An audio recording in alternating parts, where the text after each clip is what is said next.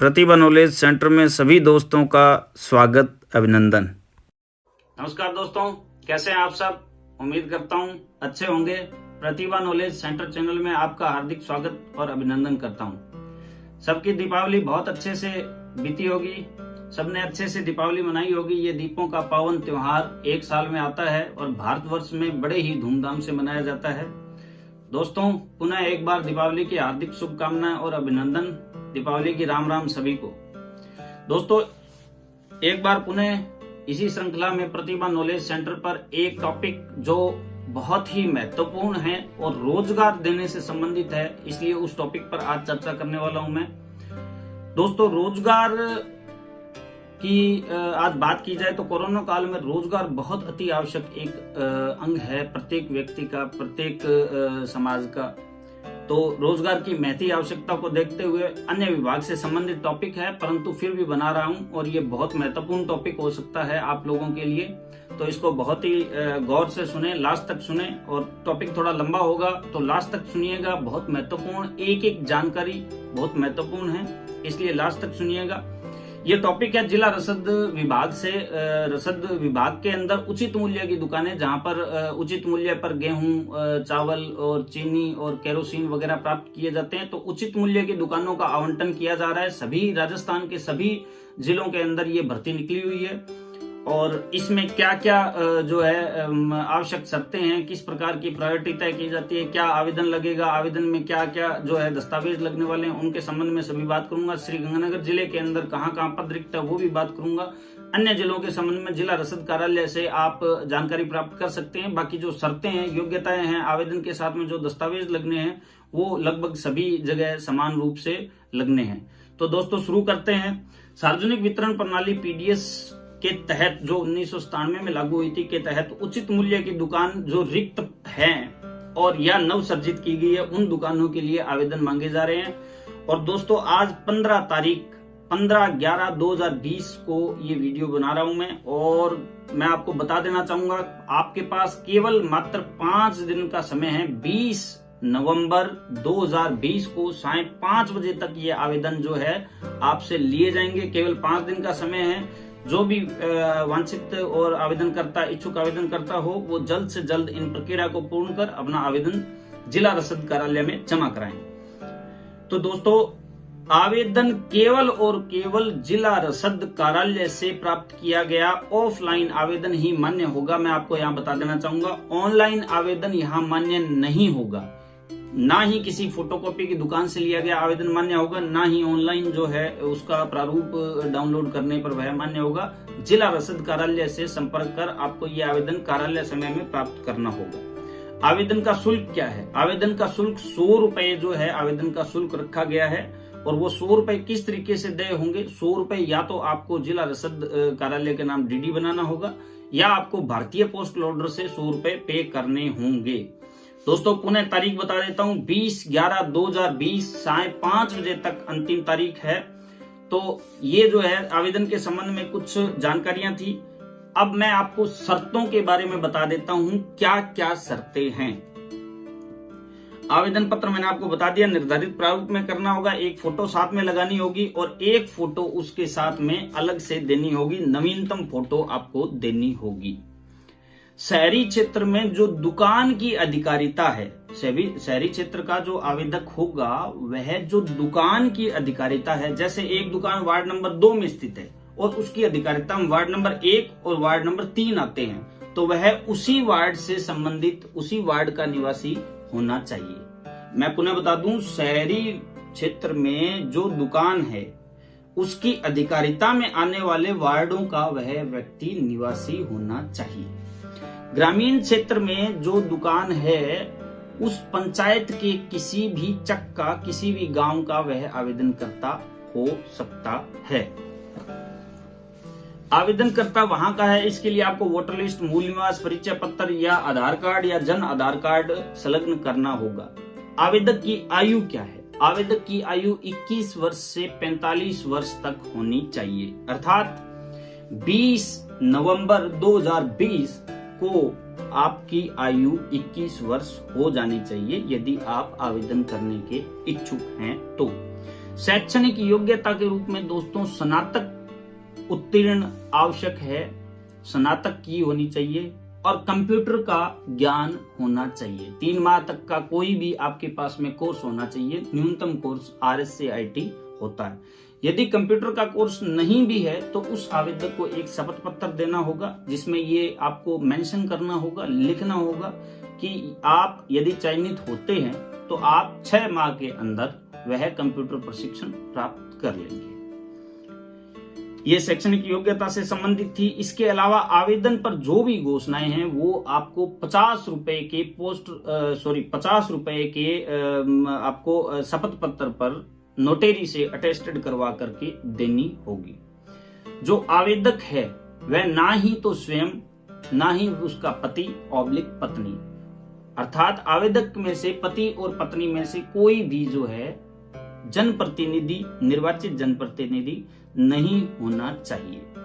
आवेदक जो है उसके एक 2015 के बाद हुई संतानों को मिलाकर के 2 से अधिक संतान होने पर आवेदक उचित मूल्य की दुकान आवंटन के लिए मान्य नहीं होगा। उसे उचित मूल्य की दुकान का आवंटन नहीं किया जाएगा। जो आवेदन करता है उसे दुकान का नक्शा, साइट प्लान, रूट प्लान, सही माप की 3 प्रतियां स्व प्रमाणित करके उसे आवेदन के साथ में जमा करानी होगी। आगे पीछे के जो भवन है उसका सही अंकन करना होगा।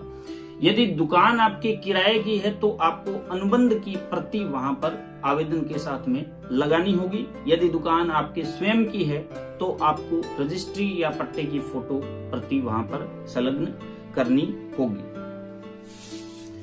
आवेदन के साथ आवेदक को 1 लाख रुपए तक का तहसीलदार से जारी हैसियत प्रमाण पत्र संलग्न करना होगा।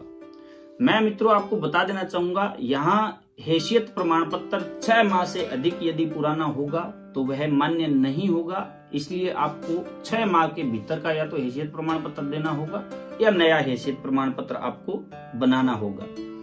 पूर्व में जिन दुकान प्राधिकारियों को गंभीर अनियमितताएं होने के कारण गत 10 वर्षों में जिनका लाइसेंस निरस्त किया गया था, वह आवेदनकर्ता उचित मूल्य की दुकान आवंटन के लिए एलिजिबल नहीं है। वरीयता किस प्रकार से दी जाएगी तो मित्रों यह बता देना चाहूंगा, वरीयता के अंदर ग्राम सेवा सहकारी समिति को प्राथमिकता दी जाएगी, लैंप्स को प्राथमिकता दी जाएगी, दुग्ध उत्पादक सहकारी समिति जो दुग्ध सहकारिता अधिनियम के अंतर्गत पंजीकृत है, इनको सबसे पहले प्राथमिकता दी जाएगी। महिला स्वयं सहायता समूह को प्राथमिकता दी जाएगी जो महिला एवं बाल विकास विभाग के अंतर्गत पंजीकृत है या उनसे प्रमाण पत्र उनको प्राप्त हुआ है और कम से कम 3 वर्ष तक का अनुभव उन्हें मिला है, तो वह वरीयता के अंदर आएगी। द्वितीय वरीयता व्यक्तिगत होगी और वो व्यक्तिगत वरीयता किस आधार पे होगी? सबसे पहली वरीयता है निःशक्त जनों को, उसके बाद में महिलाओं को वरीयता है। महिलाओं में भी कैटेगरी है, शहीद की विधवा वीरांगना को वरीयता है महिलाओं में, फिर उसके बाद में जो विधवा महिला है उसको वरीयता है, फिर उसके बाद परित्यक्ता को जो है वरीयता दी गई है, फिर इसके बाद में जो व्यक्तिगत श्रेणी में आती है उसमें भूतपूर्व सैनिक को वरीयता दी गई है, और इसके बाद में जो अंत में है वो अन्य पात्र बेरोजगार को वरीयता इसमें दी गई है। बेरोजगार व्यक्ति को एम्प्लॉयमेंट एक्सचेंज का पंजीकरण प्रमाण पत्र देना होगा, विधवा और परित्यक्ता को संबंधित विभाग का प्रमाण पत्र देना होगा, और निःशक्त जन को स्वास्थ्य विभाग का प्रमाण पत्र देना होगा। ये जो है दस्तावेज के साथ में संलग्न करने होंगे।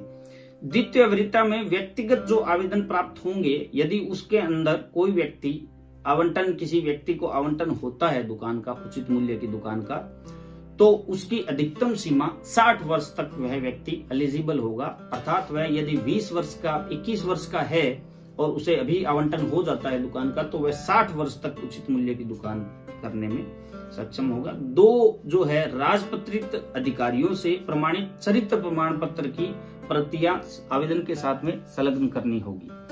तो दोस्तों ये थी कुछ जो है आवेदन की शर्तें, आवेदन का प्रारूप क्या होगा, तो पुनः बता देना चाहूंगा बहुत ही कम समय है। 20 नवंबर 2020 को शाम 5 बजे तक आप आवेदन जमा करा सकते हैं। काफी सारे दस्तावेज हैं इसके अंदर, तो जल्दी कीजिए। जो इच्छुक आवेदक करता है, मेरे दोस्त जो इस उचित मूल्य की दुकान आवंटन के जो है इच्छा मनसा रखते हैं, तो वह आवेदन जिला रसद कार्यालय से प्राप्त कर सकते हैं। अब गंगानगर जिले के अंदर मैं जल्दी से ब्रीफिंग कर देता हूं कि कहां कहां जो है रिक्तियां हैं और कौन कौन से क्षेत्रों में रिक्तियों में एलिजिबल है। तो मैं बता देना चाहूंगा, गंगानगर तहसील के अंदर की सबसे पहले मैं आपको बता देता हूं कि 5G छोटी, 18GG, 11LNP नगर परिषद गंगानगर का वार्ड नंबर 36, 9Z चक, 7Z 9Z ग्राम पंचायत का गांव मिर्जेवाला के अंदर 2 है, रोहिड़ा वाली। ये तो थी गंगानगर तहसील की। अब सूरतगढ़ के अंदर, सूरतगढ़ में संगर, सरदारपुरा बिक्का, उदयपुर गोदारान, सादकवाड़ा और वार्ड नंबर 1 जो सूरतगढ़ नगर पालिका में स्थित है। पदमपुर में 6EEA जो पंचायत 19BB के अंतर्गत है, रत्तेवाला, तामकोट, डेलवा, गमुड़ा वाली, 54LNP, 11EEA, 69LNP, 4JJ चक। ये थी पदमपुर की ग्राम panchayat. Rajnagar 43 PS, 43 PS, 22 PS, करड़ावाला, ख्यालीवाला Vijayanagar के अंदर। विजयनगर में दोस्तों बिलोचिया, 6 BLM, गोगामेड़ी। सादुल शहर में डूंगर सिंहपुरा, जमीत सिंह वाला, सरदारपुरा जीवन का चक है, वहां पर रिक्तियां हैं। तो सभी दोस्तों से जो इच्छुक हैं आवेदन करने के, उनसे निवेदन कि जल्द से जल्द इस आवेदन को प्राप्त कर सभी आवेदन की शर्तों को पूरा करते हुए आवेदन जिला रसद कार्यालय में ऑफलाइन जमा कराएं। जैसा कि दोस्तों आपसे वादा किया था कि अन्य विभागों से संबंधित योजनाएं जो सरकार द्वारा लेटेस्ट अपडेट, जो सरकार द्वारा रियायतें दी जाती है, किसी प्रकार की योजना चलाई जाती है या जिनसे डायरेक्ट बेनिफिट किसी भी मेरे दोस्त को हो सकता है, तो मैं वो वीडियो बना करके डालूंगा। कैसी लगी ये वीडियो कमेंट बॉक्स में लिखकर जरूर बताएं। इसके साथ ही फिर वही दोस्तों पुनः आपसे निवेदन करना चाहूंगा कि सभी मेरे दोस्त वीडियो जो है देख रहे हैं और कुछ मेरे दोस्तों ने सब्सक्राइब भी किया है, पर फिर आपसे निवेदन है 2 सेकंड का वक्त लगना है, लाइक और सब्सक्राइब करें, अधिक से अधिक शेयर करें ताकि किसी भी जरूरतमंद तक इच्छुक व्यक्ति तक ये जो वीडियो है पहुंचाई जा सके। तो प्रतिभा नॉलेज सेंटर की ओर से, चैनल की ओर से आपको बहुत बहुत धन्यवाद वीडियो को देखने के लिए। थैंक यू, गुड नाइट, शुभ रात्रि, सबा खैर।